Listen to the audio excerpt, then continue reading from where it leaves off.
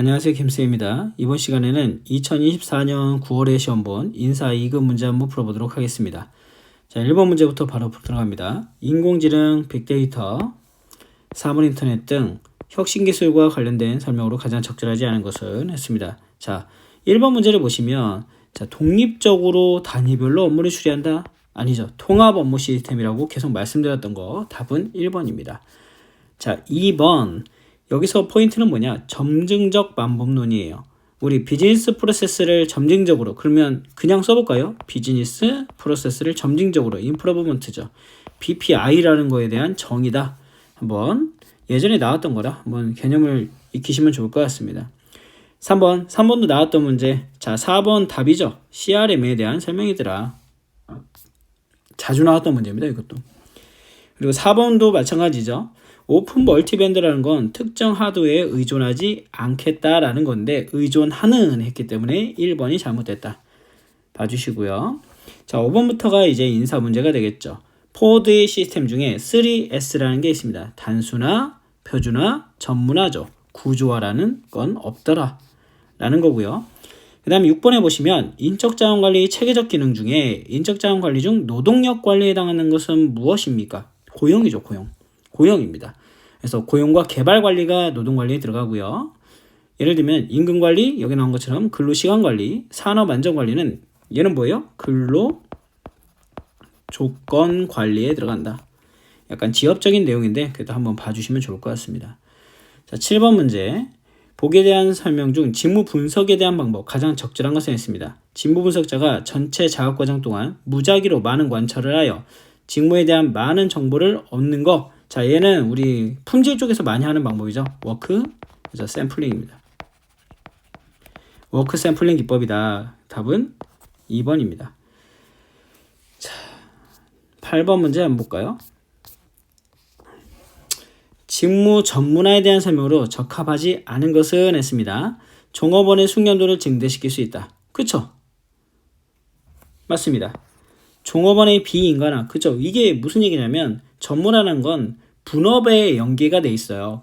업무를 잘게 나누고 그 업무를 계속 반복함으로써 전문화 시킨다는 개념이기 때문에 약간 비인간화의 문제점이 발생할 수도 있죠. 라인에서 많이 옛날에 발생했던 겁니다. 전체적인 과업보다는 작은 요소로 분할한다. 그쵸? 맞습니다. 3번도.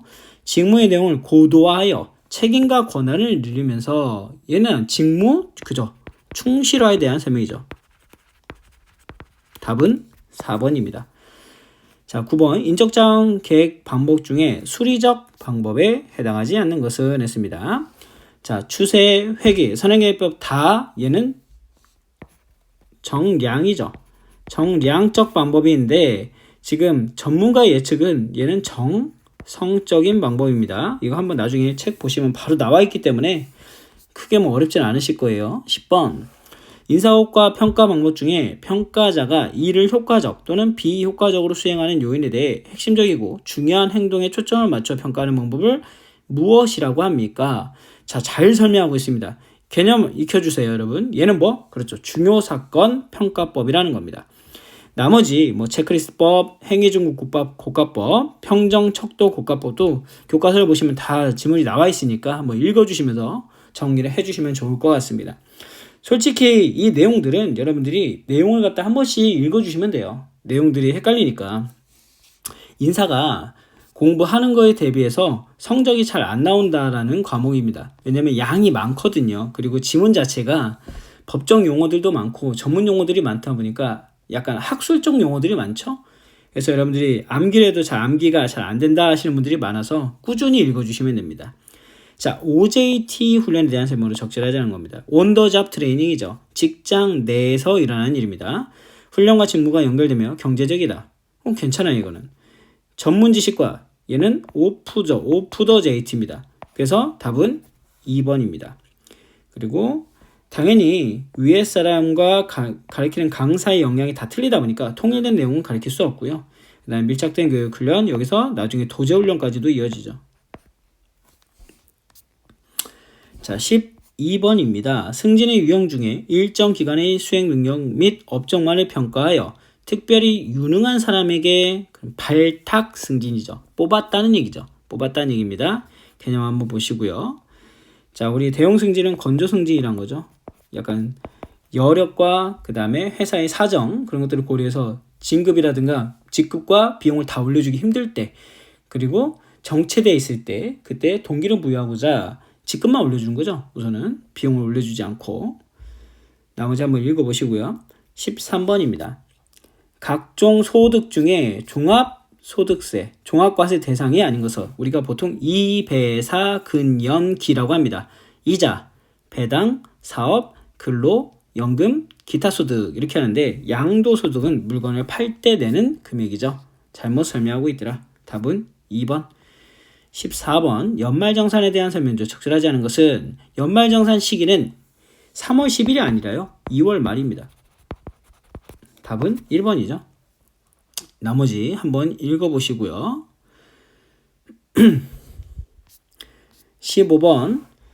보기 안에 들어갈 임금의 종류를 고르세요. 괄호를 산정하여 3개월 동안, 여러분들 3개월 동안 그 근무한 기간을 나눈 걸 우리가 뭐라 불러요? 그죠? 평균 임금이라 하죠.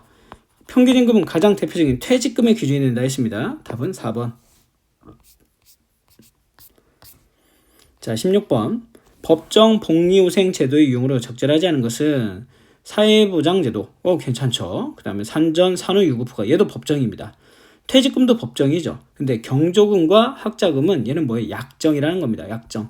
해도 되고 안 해도 되는 임의 복리후생에 해당된다. 자, 그 다음에 17번은요. 여러분들 아마 교과서에 보셨을 거예요. 이건 공식이야, 공식. 여기는 뭐예요? 55%죠, 55%. 이거 안 해오신 분들은 그냥 외워주세요. 요즘에 옛날에 이거 10만 원이었는데 지금 15만 원으로 오른 거예요, 여러분. 이렇게 해서 체크해 주시면 되겠다. 17번은 암기입니다. 나중에 공식 중에서 우리 저기 예전에는 안 나왔는데 실기 쪽에서 계산 문제로 많이 나왔던 거거든요. 혹시 모르니까 암기해 주시면 되겠습니다. 자, 18번. 보기에서 설명하는 노동조합의 가입 방법은 무엇입니까? 기업이 근로자를 채용할 때 조합원이 아닌 자를 채용할 수는 있지만 일단 채용 후에는 일정 기간 내에 자동적으로 가입하게 하는 거. 얘는 유니언숍에 내는 거죠. 뭐 클로즈숍, 오픈숍 뭐 여러 개가 있죠. 에이전시숍, 클로즈숍 여러 개가 있습니다. 그래서 프리페런셜 숍도 있고요. 되게 많은데 다양한 내용들을 여러분들이 핵심 내용으로 착착 기억을 해주시면 좋을 것 같아요.